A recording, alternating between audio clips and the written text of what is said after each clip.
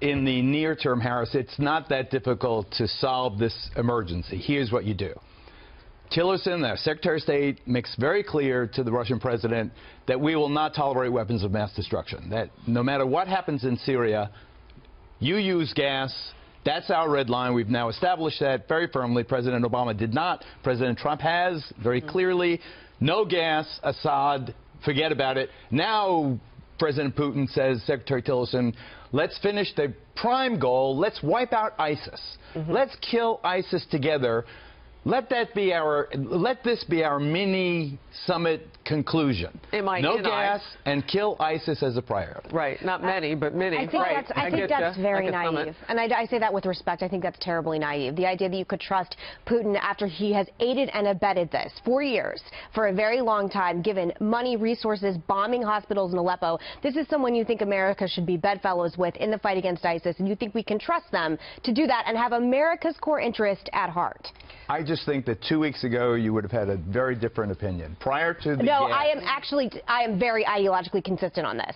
Well, I think that you cannot uproot the Shiite government of Syria and replace it with a Sunni government. Yeah. That's what we did in Iraq. It spelled disaster, thousands of American dead, $1 trillion American taxpayer dollars spent. You're jumping from A to B. We're talking about a no-fly zone, possibly. We're talking about sending in aid. But what you just said right now is that American public should be convinced that we can consider Russia and Vladimir Putin, who is bombing hospitals in Aleppo, an ally to the United States of America. I think that is painfully naive. I see ISIS bombing civilians everywhere. We have to have joint crusade to rid the world of ISIS.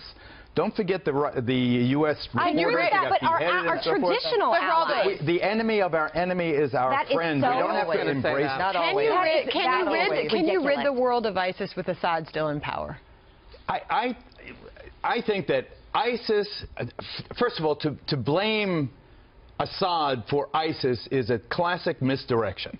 ISIS is a Sunni-led extremist group. It is the stepbrother of al-Qaeda that bombed the World Trade Center, and al-Nusra, the barbarity, the savage acts they've taken against France, against Belgium, against Germany, against U.S. interests. I think you can't lose sight of who the prime enemy is. Assad is a monster.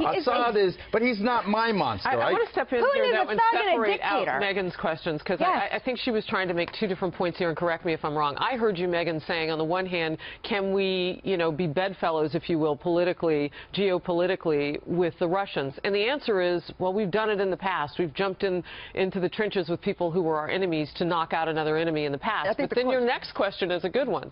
How do you trust them then? Because they've already said on the record, well, if you guys are flying around, we can't offer any, any assurances that your pilots aren't going to be shot down. At what cost, right? I think that's ultimately the question. Can we be aligned with them on this issue? The friend of our friend, the enemy of our enemy be our friend? Sure, I get it, Geraldo. But at what expense? And that's what concerns me, because I don't think always the enemy of our enemy is our friend. I think we have to be very careful with that construct. And that's, from my experience, Geraldo, that I saw when I was visiting and talking with generals on the ground on the Syrian border around this very issue. Let me just share with you what Nikki Haley was just saying at the UN. She was speaking at the UN at the same time that we know that this meeting is happening with Tillerson and Vladimir Putin. She said the U.S. was compelled to act, won't look the other way. We are watching the regime's actions closely. She said we need to see Russia's side with civilized world. Getting serious about peace means getting honest about Iran's role. But they just said that it was an unlawful act by President Trump.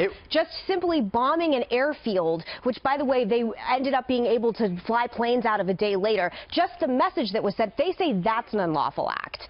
I think the only way you prevent getting sucked into this thing and bleeding America is to say there's two principles we stand for. Number one, no weapons of mass destruction. If you use gas again, we're going to hit you and hit you hard, and maybe we're even going to assassinate you. That's it. That's against Assad.